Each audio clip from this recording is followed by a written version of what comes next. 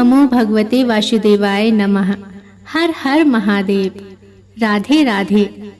मेरी सभी माताओं, बहनों और भाई बंधुओं को नमस्कार है। आप सभी का भारती वंदिनी चैनल में स्वागत है। मित्रों, पंचांग के अनुसार हर माह 2 चतुर्थी का व्रत किया जाता है। एक शुक्ल पक्ष की चतुर्थी तिथि का और दूसरा कृष्ण पक्ष की चतुर्थी तिथि का। कृष्ण पक्ष की चतुर्थी तिथि को संकटी चतुर्थी के नाम से जाना जाता है और शुक्ल पक्ष की चतुर्थी तिथि को विनायक चतुर्थी के नाम से जाना जाता है। दोनों ही चतुर्थी में भगवान गणेश की पूजा की जाती है। विनायक चतुर्थी व्रत में कथा सुनने और पढ़ने का विशेष महत्व है। अगर आप चतुर्थी तिथि का व्रत नहीं कर रहे हैं तो भी कथा सुनने मात्र से जीवन के सभी कष्ट दूर हो जाते हैं और शुभ फल की प्राप्ति होती है। तो चलिए विनायक चतुर्थी की कथा का रसपान करते हैं। परंतु उससे पहले मेरा आप सभी भाई बहनों से नम्र निवेदन है, यदि आप चैनल पे नए हैं या अभी तक आपने चैनल को सब्सक्राइब नहीं किया है तो कृपया करके चैनल को सब्सक्राइब अवश्य कर लीजिएगा और बगल में बनी हुई घंटी को जरूर दबा लीजिएगा ताकि मैं आपके लिए ऐसी ही कथा कहानियां लाती रहूं। तो चलिए भगवान गणेश के दर्शन करते हुए कथा को शुरू करते हैं। मित्रों, पौराणिक कथा के अनुसार एक बार भगवान शिव और माता पार्वती नर्मदा नदी के किनारे बैठे थे।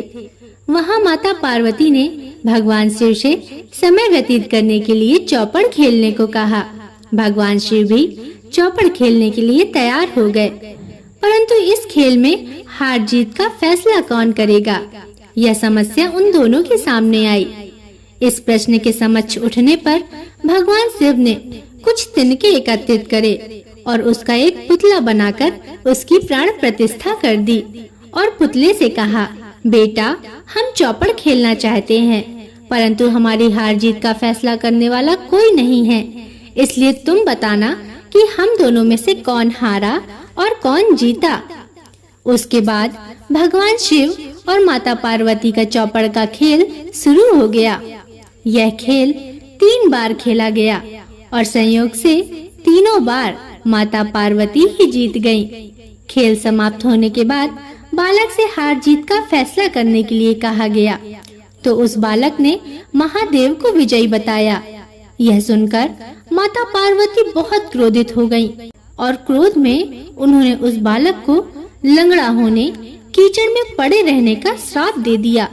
बालक ने माता पार्वती से माफी मांगी और कहा कि माता, यह मुझसे अज्ञानतावश हुआ है, मैंने किसी द्वेष भाव से ऐसा नहीं किया, कृपया करके मुझे क्षमा कर दीजिए। बालक द्वारा क्षमा मांगने पर माता ने कहा, यहाँ गणेश के पूजन के लिए नाग कन्याएं आएंगी, उनके कहे अनुसार तुम गणेश का व्रत करो, ऐसा करने से तुम मुझे प्राप्त करोगे। यह कहकर माता पार्वती शिव के साथ कैलाश पर्वत पर चली गईं।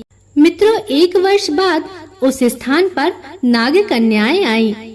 तब उस बालक ने नाग कन्याओं से श्री गणेश के व्रत की विधि पूछी और व्रत की विधि मालूम होने पर उस बालक ने 21 दिन लगातार गणेश जी का व्रत किया।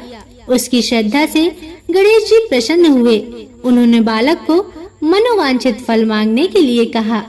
उस पर उस बालक ने कहा, हे विनायक, मुझ में इतनी शक्ति दीजिए कि मैं अपने पैरों से चलकर अपने माता पिता के साथ कैलाश पर्वत पर पहुंच सकूं और वह यह सब देख प्रसन्न हों। तब बालक को वरदान देकर श्री गणेश अंतर्ध्यान हो गए। इसके बाद वह बालक कैलाश पर्वत पर पहुंच गया और कैलाश पर्वत पर पहुंचने की अपनी कथा भगवान शिव को सुनाई। चौपड़ वाले दिन से माता पार्वती शिवजी से विमुख हो गई थीं। अतः देवी के रुष्ट होने पर भगवान शिव ने भी बालक के बताए अनुसार 21 दिनों तक श्री गणेश का व्रत किया। इस व्रत के प्रभाव से माता पार्वती के मन में भगवान शिव के लिए जो नाराजगी थी वह भी समाप्त हो गई। तब यह व्रत विधि भगवान शंकर ने माता पार्वती को बताई। यह सुनकर माता पार्वती के मन में भी अपने पुत्र कार्तिकेय से मिलने की इच्छा जागृत हुई। तब माता पार्वती ने भी 21 दिन तक श्री गणेश का व्रत किया तथा दूर्वा, फूल और लड्डुओं से गणेश जी का पूजन अर्चन किया। व्रत के 21वें दिन कार्तिकेय स्वयं माता पार्वती जी से मिलने आए। उस दिन से श्री गणेश चतुर्थी का यह व्रत समस्त मनोकामनाओं की पूर्ति करने वाला व्रत माना जाता है। इस व्रत को करने से मनुष्य के सारे कष्ट दूर हो जाते हैं और मनुष्य को समस्त सुख सुविधाएं प्राप्त होती है।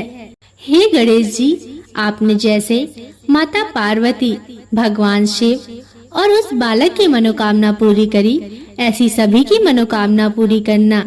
श्री गणेश भगवान की जय, माता पार्वती की जय, भगवान शंकर की जय। मित्रों, यह थी विनायकी चतुर्थी की व्रत कथा। आशा करती हूँ कि आपको कथा पसंद आई होगी। इसमें जो त्रुटियां हों मुझे क्षमा करें और चैनल को सब्सक्राइब अवश्य करें और वीडियो को लाइक जरूर करें और कमेंट में जरूर लिखें, हर हर महादेव, जय श्री गणेश। अब अगले वीडियो तक के लिए नमस्कार।